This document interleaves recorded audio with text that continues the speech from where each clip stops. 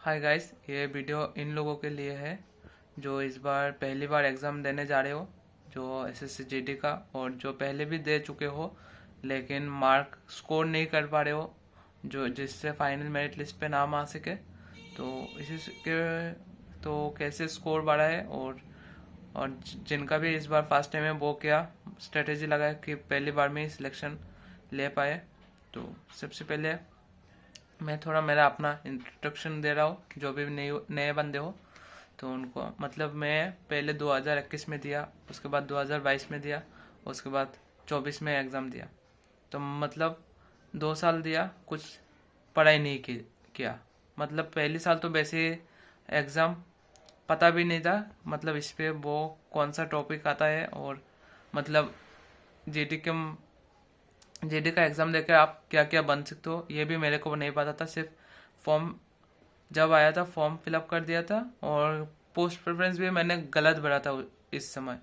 मतलब मेरे को पोस्ट प्रेफरेंस कैसे भरती है ये भी नहीं पता था उस वक्त, क्योंकि मैंने खुद से फॉर्म फिलअप किया और मेरे को इसके बारे में ज़्यादा पता भी नहीं था, क्योंकि घर वाले भी मतलब इतना मतलब जॉब के बारे में इतना मालूम नहीं है एसएससी जीडी का, और एसएससी के बारे में घर पे कम ही मालूम है जहाँ पे मैं रहता हूँ।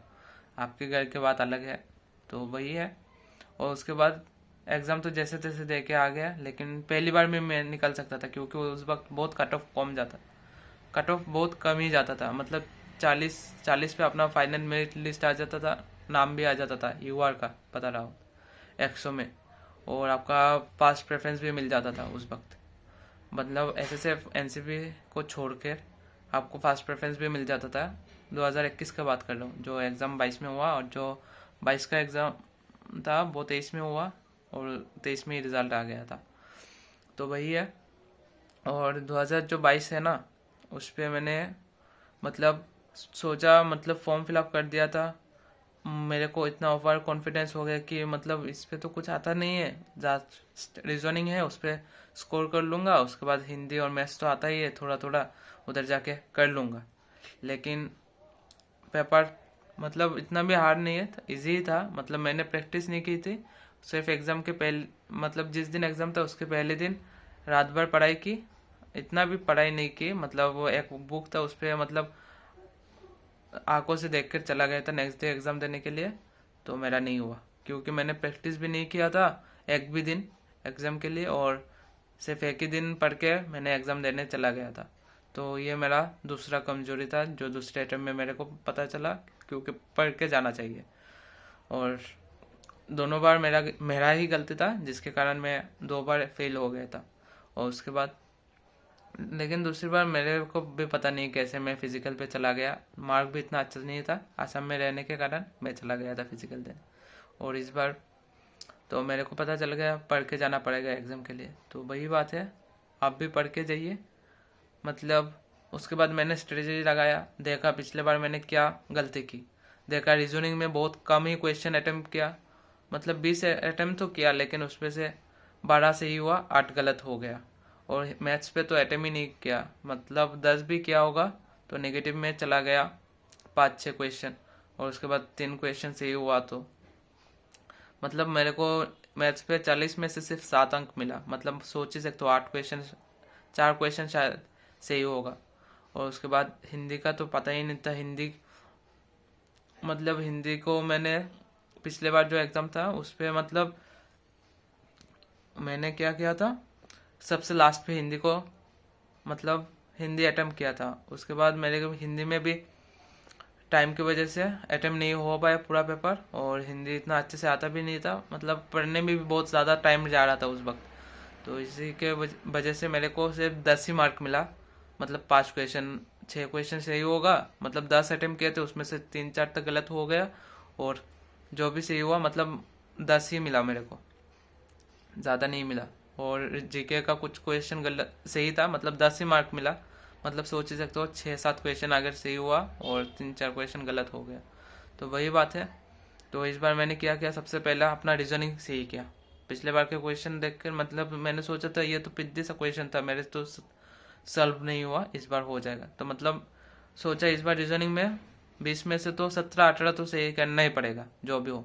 तो इस बार मेरा 19 सही था, मतलब मैंने 19 ही अटेम्प्ट किया था और एक अटेम्प्ट छोड़ दिया था। मतलब जो छोड़ा था वो क्वेश्चन ही गलत था, और जो मतलब 19 में से 18 सही हुआ था, और जो छोड़ा था वो भी सही हो गया बाद में क्वेश्चन गलत होने के कारण। और उसके बाद जीके का बता रहा हूँ। जीके अनप्रिडिक्टेबल है, कुछ भी पढ़ लो, कॉमन आ गया तो अच्छी बात है, नहीं तो नसीब अच्छा नहीं था आपका, लाख ने साथ नहीं दिया, आपने मेहनत पूरी की थी। तो वही बात है, जीके का कोई भरोसा नहीं है। और उसके बाद मैथ्स का बात करता हूँ। मैथ्स मैंने इस बार 13 अटेम्प्ट किया था, 12 सही गया, एक गलत हो गया। मतलब मैथ्स भी इजी था इस बार पिछले बार से। और कुछ मेरा मतलब इतना भी प्रैक्टिस नहीं की था, क्योंकि मैं आसाम में रहता हूँ, मेरे को पता है कट ऑफ कम जाने वाला है, तो मैथ्स पे इतना भी जोर नहीं दिया था। और हिंदी का बता रहा हूँ। हिंदी में मैंने 20 में से 20 ही अटेम्प्ट किए थे, उसमें से 3 गलत हो गए और 17 सही हुआ था। मतलब सोच ही सकते हो, मतलब हिंदी और रीजनिंग मिला के 40 क्वेश्चन में से मेरा 36 क्वेश्चन सही हो गया था, जिससे मेरा को 72 मिला और 4 ही क्वेश्चन गलत हुआ। मतलब सोच सकते हो आप, 4 क्वेश्चन गलत होने से एक नेगेटिव मार्क गया, मतलब 71 मेरे को मिल गया, दो ही सेक्शन से। और मैथ्स में थोड़ा मतलब मैथ्स पे भी मिला 22, और जीके में कुछ था, जीके में 10-11 था शायद। मतलब सब कुछ मिला के मेरा 106 कुछ हुआ, से 106 मार्क हुआ मेरा टोटल। तो आप सोच ही सकते हो, मतलब विदाउट नॉर्मलाइजेशन, उसके बाद नॉर्मलाइजेशन भी मिला, 113 बन गया। तो इस बार मान के चलो 100 के ऊपर कट ऑफ जाने वाला है हर सेक्शन का। मतलब यूआर जनरल, यूआर ही जनरल होता है, एससी एसटी सभी का, ईडब्ल्यूएस का छोड़ के। ईडब्ल्यूएस भी इस बार हाई जा सकता है, क्योंकि इस बार 80 के ऊपर आ गया था। तो ईडब्ल्यूएस की भी बहुत सारे कैंडिडेट हैं जो इस बार भी एग्जाम देंगे, उनके उम्र भी कम है। और ये तो मेरा लास्ट अटेम्प्ट था, जिससे मेरे को मतलब जिसमें मेरा नौकरी लग गया, क्योंकि लास्ट अटेम्प्ट आते जाते तक मेरे को इतना रियलाइज होगा, पढ़ के जाना पड़ेगा भाई, एक ही मुद्दा है। और अब भी आरडब्ल्यू से, मतलब आरडब्ल्यू के जो भी प्रीवियस ईयर क्वेश्चन करा रहा है वो करो, और आरडब्ल्यू के बुक जिसके पास भी नहीं है अभी भी, वो खरीद लो, क्योंकि उससे आप जब भी मोबाइल आप जब भी चलाओगे ना, डिस्ट्रक्शन आएगा। बुक से पढ़ाई करो, हिंदी रीजनिंग सब कुछ, हिंदी और रीजनिंग तो पूरा निचोड़ लो उधर से। मतलब खाली वक्त में भी वही मतलब किताब लेके बैठ जाओ। मेरा ये पर्सनल मतलब 1 ही महीना है भाई, जी जान लगा दो। न्यू ईयर आया है तो क्या हुआ भाई, नेक्स्ट साल भी आ जाएगा, लेकिन ये एग्जाम आपका एज निकल गया ना, नेक्स्ट साल नहीं आएगा।